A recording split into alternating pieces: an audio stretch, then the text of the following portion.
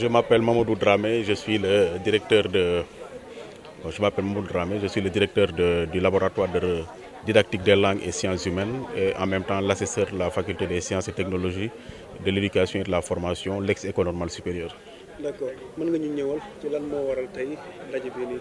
waaw dañoo daje woon daaw ci journée du patrimoine donc doon discuter ci patrimoine sénégalais ñu jàpp ne Thione Seck bokkoon na ci patrimoine bi ci occasion boobu nag ci la ñu am benn session boo xam ne étudiants yeeg enseignants yi dañoo def ku ci nekk ay communication ku nekk réfléchir ci benn thème benn sujet ñu dajale yooyu yëpp nag def ko benn livre parce que pour ñun dañu war a valoriser suñu patrimoine bi nga xamante ne ñun ñoo ko moom te suñu chanteurs yeeg suñu artistes yi dañ leen war a fësal ba moo tax ñu defoon donc activité bii nii. D'accord bu ñu ñëwee ci livre bi lan la ñu ciy wax concrètement. bon li ñuy wax ci livre bi nekkul ay taggaate mais livre boo xam ne dafa dem ci texte Thione Seck yi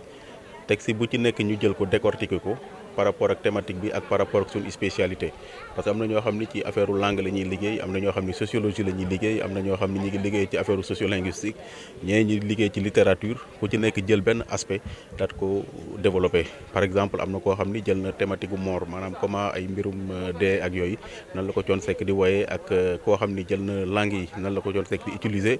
kenn ki jël na woy ci boppam ak griotisme nan la ko Thione Seck di defee ci ay woyam ñenn ñi jël nañ éducation également yan leçon lañ war a mën a tirer ci œuvre Thione Seck donc dañ ko diversifier ku ci nekk jël nga benn thématique yooyu lañ boole ak même la dimension morale c'est-à-dire que comment Thione Seck di positionner en tant que moraliste ak yan conseil lay jox pour la jeunesse et surtout lan la ñu war a retenir de l'œuvre de Thione Seck loolu donc moo nekk ci les chapitres yi nekk ci livre bi. ay coproducteur la waaw am ñu bëri ñoo ko ŋànk. voilà loolu la. ñu indil ci ñooñu noonu ŋànk livre bi. est-ce que tamit waaw aussi bind Thione Seck yomb na. non bind Thione Seck yomb na mais jafe na parce que Thione Seck day def li ñuy woowee déconstruction c'est-à-dire que dañu am ñun ay gëm-gëm yoo xam ne dañ ko am sunu gis-gis quoi maanaam dañuy jékki-jékki ñu ne la lu baax yàlla la lu bon yàlla la mais Thione Seck day ñëw déconstruire ko ne lu baax yàlla la waaye lu bon yàlla amul lu bon mu ne jigéen baax na waaye soppalte bul wóolu mu ne d'accord jigéen soppalte bul wóolu waaye tamit règle boo gis am na exception donc loolu yëpp ay déconstruction la yoo xam ne moo tax liggéey ci moom da nekk liggéey boo xam ne doo ko def ci benn woy rek foog nga jël ay woy yu bëri parce que woy bu ci nekk day jël bii day ñëw di compléter bële bii day ñëw di nuancer bële bii day ñëw di même parfois day mel ne contradiction mais en réalité noonu lay construire son savoir donc loolu la ñuy jéem a mettre en évidence moo tax bind ci moom nekkul loo xam ni yomb na trop ensuite c'est quelqu'un boo xam ne dafa traverser les siècles pendant 50 ans de présence donc évolution langue beeg évolution thématique yeeg évolution point de vue yi day refléter wu à travers sa musique ce qui fait que boo koy jël da nga koy jël sur toute la durée mais mënoo ko jël sur une époque pour pouvoir le juger donc loolooy principale difficulté bi nga xamante ne mën nañ ko jàkkonteel. li tax ngeen choisir Thione Seck gis nañ ni ñu fi décidé bëri nañ mais yéen ngeen ñëw choisir Thione Seck pour bind ci moom roman. waaw non tax ngeen choisir. non choix bi par rapport ak Thione Seck nekkul benn choix boo xam ni ça s'imposait à l'époque parce que dañu doon def la journée du patrimoine et Thione Seck était l'artiste qui était parti très tôt donc quelques mois auparavant léegi comme dem na quelques mois auparavant ensuite mu bàyyi fi répertoire boo xam ne am na solo trop et puis ñu xool aussi xam ne gis ne am na ay ñu bare ñoo xam ne dañuy dem bu ñu demee nit ñi dañ leen di fàtte wala dañ leen di woy ba pare fàtte message bi moo tax ñu jël Thione Seck te Thione Seck kenn weddiwul ne bokk na ci ñi nga xamante ne ñu ngi leen di wooyee les paroliers Thione Seck boo ko tuddee rek wax ne parolier la Thione Seck mun nga ko reprocher la neex mais da nga ne toujours wooyam loo ci ko déglu am nga ci jàngat donc loolu bokk na li tax ñu choisir ko par rapport kay pour mu nekk le parrain de cette journée là parce que pour ñun il faut ñu fësal ko il faut ñu wone ko wone ay enseignements parce que aussi dañ bëgg buñ ci paree ñeneen def ko pour ñeneen maanaam ñun jël nañ Thione Seck xëy na suba kenn na jël Baaba Maal keneen na jël Omar Pène keneen jël keneen mais toujours il faut un déclic il faut un commencement et commencement bi dafa tombé ci Thione Seck et ñu am yaakaar ne da gën a continuer. question bu mujj rek ngay gis comme ni nga ko waxee su ma déggee ni ngay waxee. dafa mel ni mbir yi daal ginnaaw bi mu laxoo la projet bi juddu. mu mel ni Sénégal souvent dañuy wax ñi nga xamante ni ñoo fi nekk suñu ay légendes vivantes. de leur vivant. duñ leen rendre hommage duñ leen def dara dañuy bàyyi bu ñu làqu mu nekk loo xamante ni dafa déplorable un peu lan ngay wax si loolu. bon c'est que déjà il faut ñu def une déconnexion c'est-à-dire que le rôle de l'université nekkul ay rendre hommage du rôle université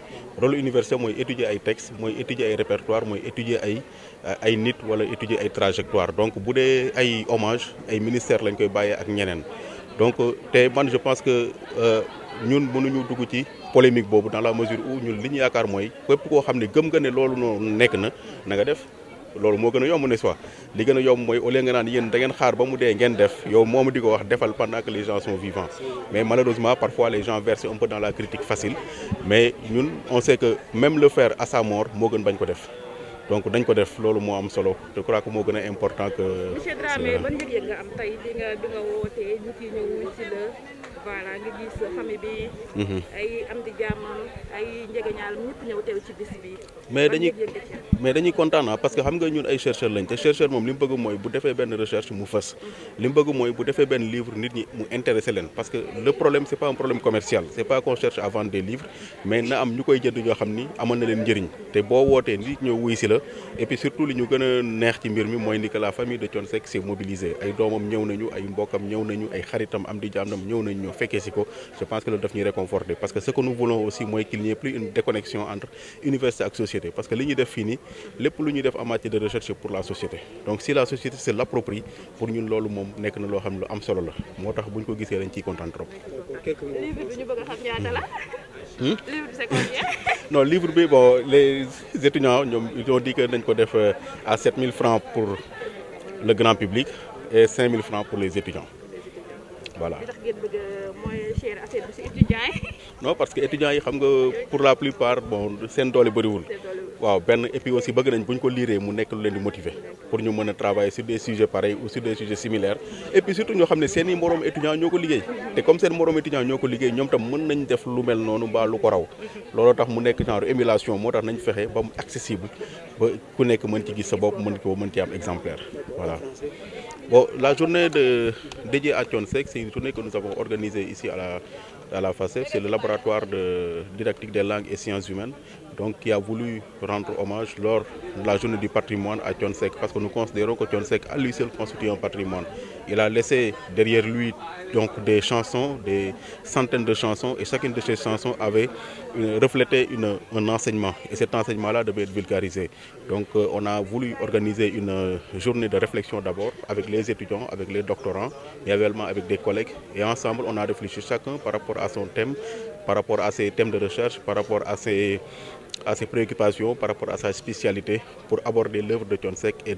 donc de produire un article. Et c'est l'ensemble de ces articles-là que nous avons retravaillé avec les doctorants principalement pour qu'ils puissent avoir des publications afin de donner donc au public sénégalais, à ceux qui aiment Thione Seck, à ceux qui aiment la culture sénégalaise, donc quelque chose donc, sur lequel ils peuvent connaître, à travers lequel ils peuvent connaître l'œuvre de Thione Seck. Thione Seck parce que lui-même à lui seul c'est un patrimoine. Tout le monde vous dit que Thione Seck est un parolier. Je crois que Thione Seck c'est celui qui dit les vérités. Thione Seck c'est quelqu'un qui est toujours donc dans le propos parce que parfois on a besoin de mettre des gens qui produisent des textes et des textes de qualité. Et je pense que le répertoire de Thione Seck est constitué de textes de très bonne qualité et cette qualité-là, c'est cela qu'on voulait mettre en évidence. Et Thione Seck constitue quand même ces artistes qu'il nous faut, à mon avis, mettre en évidence. Pas seulement il n'est pas le seul, probablement, mais quand même nous pensons que si nous commençons avec Thione Seck, d'autres vont faire avec d'autres artistes et ainsi nous pourrons mettre en lumière l'ensemble des artistes que nous avons.